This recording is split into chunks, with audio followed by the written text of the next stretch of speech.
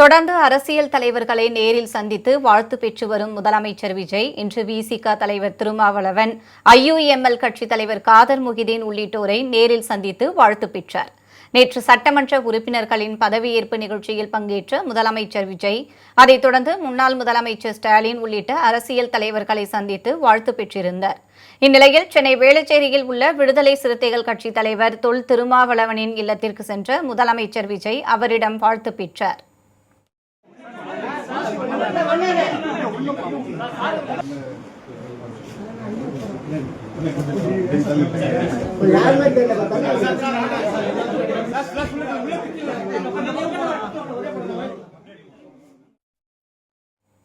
முன்னதாக சென்னை மண்ணடியில் உள்ள இந்திய யூனியன் முஸ்லீம் லீக் கட்சி அலுவலகத்திற்கு சென்று அக்கட்சியின் தலைவர் காதர் முகிதீனை நேரில் சந்தித்து முதலமைச்சர் விஜய் வாழ்த்து பெற்றார். ஜோசப் விஜய் அவர்கள் உருவாக்கியிருக்கிற இந்த அரசு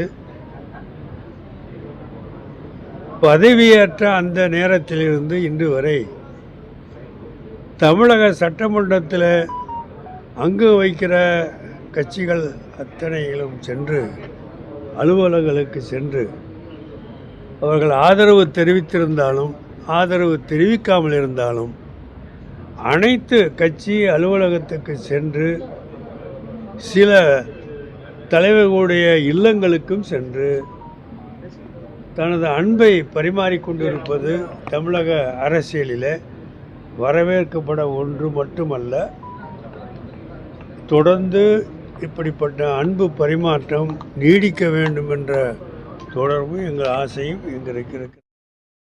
அதனைத் தொடர்ந்து எம்ஆர்சி நகரில் உள்ள முன்னாள் அதிமுக அமைச்சர் சி.வி. சண்முகத்தின் அலுவலகத்திற்கு சென்ற முதலமைச்சர் விஜய் அவரிடம் வாழ்த்து பெற்றார். அப்போது முன்னாள் அமைச்சர் எஸ்.பி. வேலுமணி உள்ளிட்டோர் உடன் இருந்தனர்.